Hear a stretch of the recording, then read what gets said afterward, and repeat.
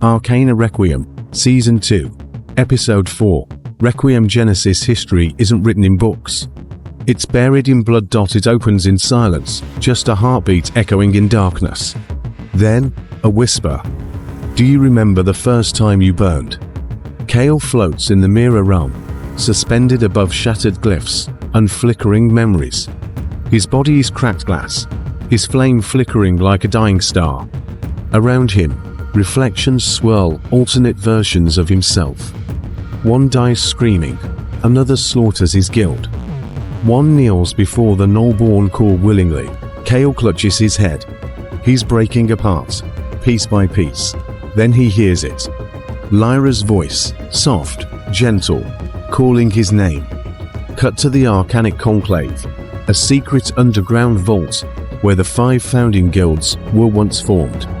Team Echo Fire has journeyed here, now following ancient Virian coordinates uncovered by Rhea.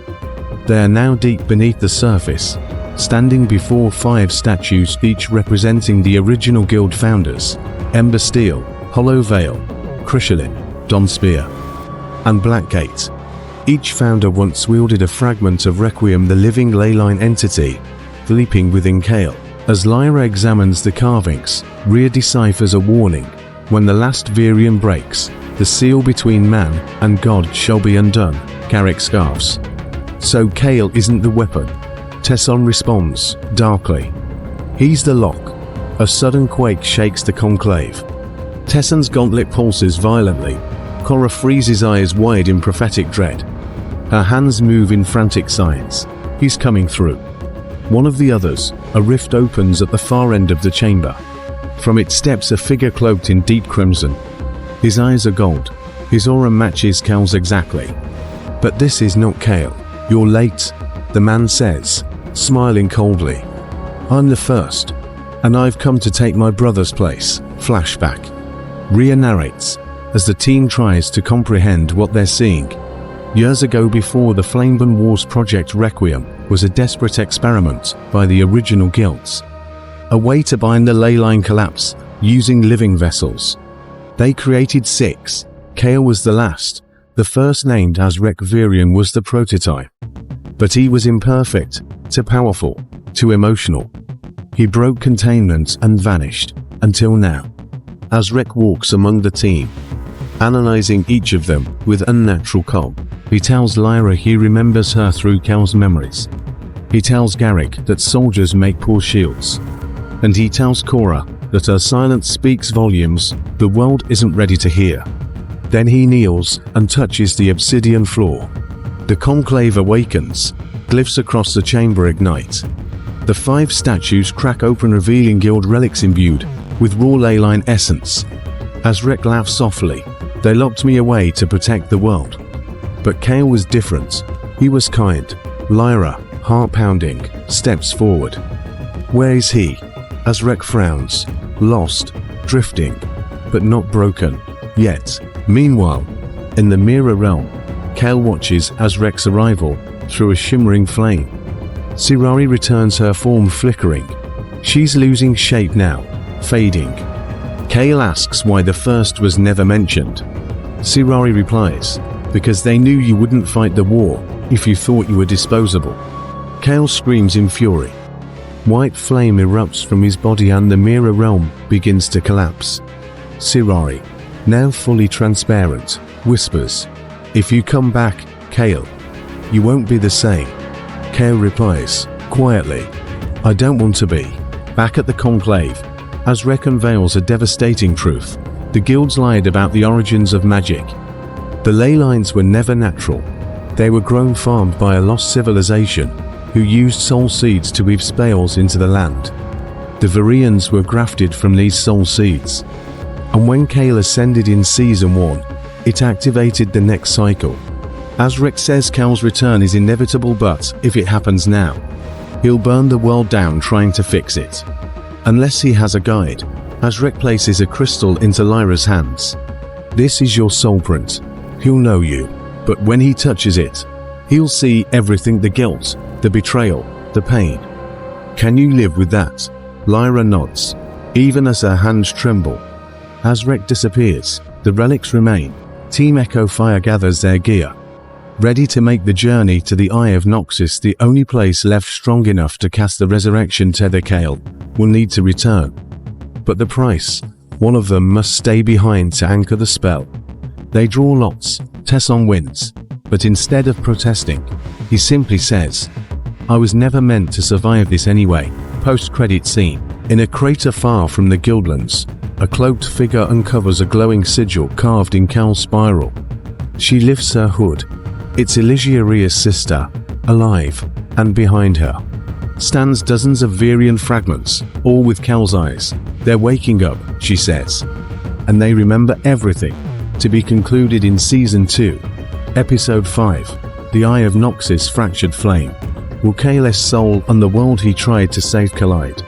This episode blends reunion, sacrifice, revelation, and setup for Season 3. Expect deep character emotions, explosive arcane action, and a dark revelation that will upend everything we've known.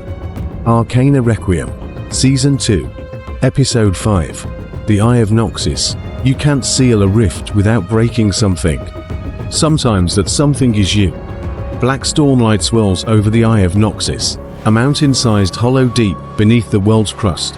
Here, in this forgotten leyline convergence, time folds. Gravity sinks, and the price of magic has no ceiling. Team Echo Fire stands in a stone circle, relics laid at its center. Azrek's crystal pulses in Lyra's palm, and Rhea traces a ring of Requiem flame in the last of her divine ink. The air shudders. Kael's soul is near, but pulling him back risks igniting a second rift and worse, fracturing reality permanently. Garrick grips his sword. We bring him back, or we bring him peace. Nothing in between. Flash to the mirror realm. Kael walks through fire as it collapses into ash. Sirai is gone, her essence burned out. The world around him has become a white void fractured by screaming memories. He sees versions of himself, flickering and overlapping. One conquers the guilds, one saves the world, but dies alone. One becomes the new Nullborn core, one becomes a father.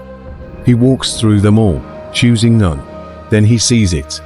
Lyra's soulprint, floating in the void like a fragile star. He reaches for it, and wakes up, back in Noxus. Lyra gasps, as the soulprint ignites in her chest. Kael is coming through, but it's not just him. Something rides his solar shadow, screaming in 7 voices. It's the part of the core that latched on during the seal. Tesson braces himself. He's the tether.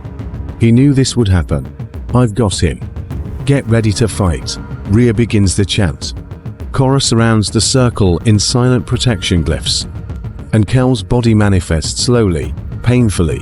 One foot in this world, one in the mirror. Then everything explodes. A rift tears open in the sky above Noxus. Through it pours Elysia, now wearing a crown of fracture runes, leading the army of Virian fragments we saw at the end of Episode 4. They speak in unison. He is the key, and we are the lock. Elysia's voice alone echoes louder. You want to save him? Then break the world again, Tesson screams. Kael's soul begins to split off, being pulled toward the fragments, the other anchored by the team. Lyra grabs his hand. You're not a weapon. You're not a god. You're just Kael. And that's all we need. The battle begins. Korra moves through shadow like a ghost, deflecting memory-forged projectiles. Rhea channels corrupted leyline threads, overcasting by bleeding glyphs from her own skin.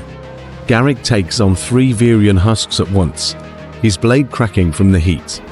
Kael floats above the circle, half-formed, a star caught in a tug of war. Tesson glows with light, tears rolling down his cheek. His gauntlet fractures from the force of anchoring Kael's soul. Come back, kid. Just come back. Elysia casts a shattering wave that collapses the walls of Noxus. Everything is falling.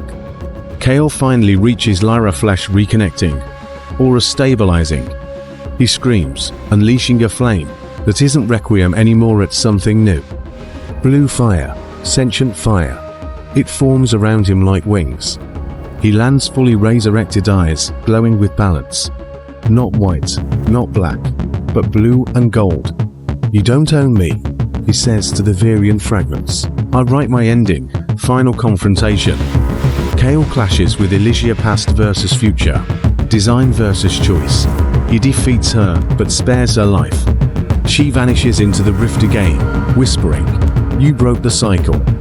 And now, something else will take its place. The fragments dissolve. The sky seals, Kael collapses, Tesson doesn't survive. His tether burned too long. His final act is smiling as Kael stabilizes, whispering, "Worth it." Korra signs a prayer. Garrick lays Tesson's gauntlet on his chest.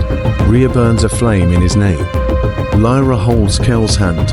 "You're back," he nods. "But I'm not done." Closing scenes.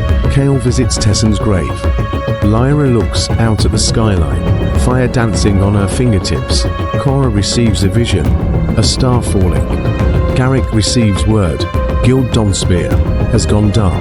Rhea finished transcribing the last glyph from the Requiem vault. It reads, "The fractured flame will return, and it will not return alone." In a deep corner of the world, inside a sealed vault, surrounded by runes, a heart beats. It's enormous, organic, arcane, and written across it in Virian sigils, Kael 0 season to end to be continued in Season 3. Fractured Flame, 5 episodes.